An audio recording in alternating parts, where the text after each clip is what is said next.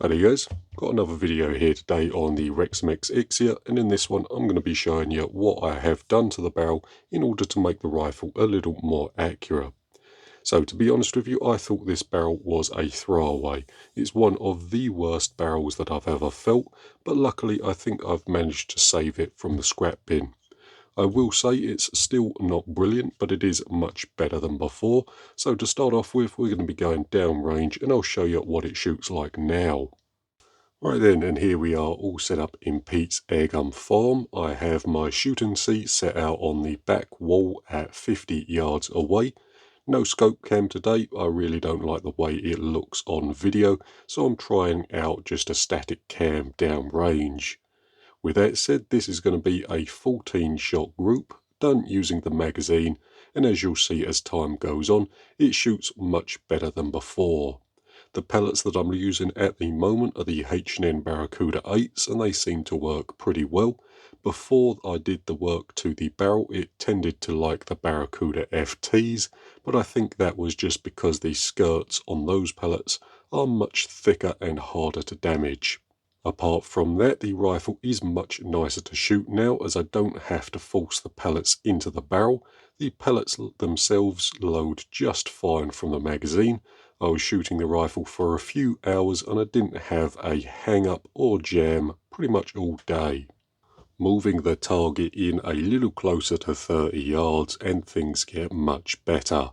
Now if the rifle had shot like this from day one, I would have been much happier with a rifle, as pretty much all of the pellets are touching at 30 yards. I will say the point of impact does shift around a little, but I think that is more down to the shroud than the barrel. The rifle does seem to shoot a little better with the shroud off, so I think that's going to get changed next. The shroud on this particular rifle screws directly into the front block, and I think it's getting a little bit of vibrations as the rifle is shot. The other thing I'll say is that the barrel does seem very loose in the front block. I have not had a good look at it yet, but it does feel like there is a support O-ring that is missing. But again, I'll have to double check that when I go to tear the rifle down. Right then, back over at the bench, and we'll just take a quick look at the groups. So this is the one that we did at 50 yards. On screen now, I'll put a picture of what the rifle was shooting like before we started work on the barrel. And then if we take a set of calipers, measure across the group there, it's roughly sort of a 32mm group, we'll call it. 32mm group edge to edge. Moving the target in a little closer to 30 yards, and you can see things tighten up quite considerably. If the rifle shot like this when I bought it, I would have been more than happy. This is what I would call an accurate enough rifle. But with that said, the next thing we'll do is just go over some of the things I did to the barrel in order to make it more accurate. So the first job was to identify the problems.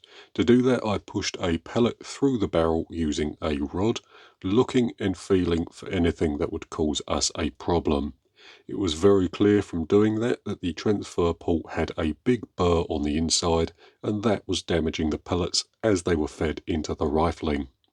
Another big problem was the face edge of the barrel. As the pellets were fed from the magazine into the barrel itself, the head of the pellet would catch on the front edge and get caught up. This would make the loading of the pellets feel notchy and again damage the pellets as they were fed into the barrel. Luckily, the fix itself was pretty simple. First, the transfer port was deburred using a small file, taking great care not to damage the rifling. Then the lead area was polished up using some wet or dry sandpaper, and I will say I did show this off in great detail for the AP900 barrel I did recently on the channel, so I won't go over it again, but if you want to watch that, I'll leave a link in the top right of the video. With that done, the loading of the pellet felt pretty good. No major hang-ups or areas where the pellet was getting caught before it entered the rifling. The next area of concern was actually inside the barrel. It's very hard to describe the texture, but as you pushed a pellet through the barrel, it felt gritty, like there was sand or grit on the inside of the barrel. and along with that the choke was ridiculously tight. To fix both of these problems, the next thing was to polish the inside of the barrel. Now, I don't recommend barrel polishing very much. It's quite hard to know when to stop, and you can easily make a barrel worse if you take too much material from the wrong place. With that said, as this barrel is scrap otherwise, a good polish up can't really hurt anything. What I use to polish the inside of barrels is a bootlace with a few knots tied roughly in the middle. What I do is smear an abrasive compound between the knots, then pull the rope back and forward through the barrel, concentrating on the areas that I find to be a problem. So what I'm using here is a bit of Auto Sol, which is a metal polish, and I'm concentrating on the choke and the lead areas as they are the areas that felt worse when pushing a pellet through. Ideally, a barrel should feel nice and smooth as the pellet travels down it. Then as you come to the choke, it should tighten up slightly before coming to the crown. Then the pellet should leave the barrel nice and cleanly. Concentrating the polishing on the choke did loosen it a little. It does still feel a little tight for my personal taste. However, I was reluctant to take any more material out of the barrel as I was worried I would remove the rifling and turn it into a smooth bore. The last area to tackle was the crown. Now, I always recrown barrels after polishing, as polishing can damage the crown itself or make it uneven relative to the bore.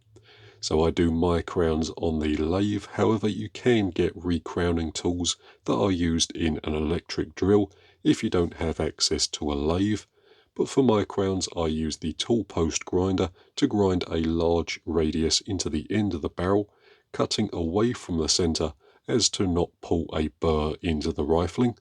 Then to finish things off, I chamfer the end, and what this does is break the sharp edge between the end of the barrel and the rifling. Now, I will say there are plenty of ways to recrown a barrel. This particular way is very quick for me to do, and it has given me very reliable results in the past. However, you will have to experiment to find the way that works best for you. Right then, with that all said, that's what I've done to this barrel to make it a little better. At the moment, the accuracy itself is acceptable, however it's not brilliant, so I am going to machine up a new barrel for the rifle. Before that happens though, I still do have to fix the valve leak and sort out the air consumption. This rifle here is one of the most inefficient rifles I have ever shot. It has a nice big bottle on the front of it, however I'm only getting around 120 shots from a full fill. For now though, that's pretty much going to do it for this particular video. I hope you've found it interesting or useful, and I'll see you in the next one.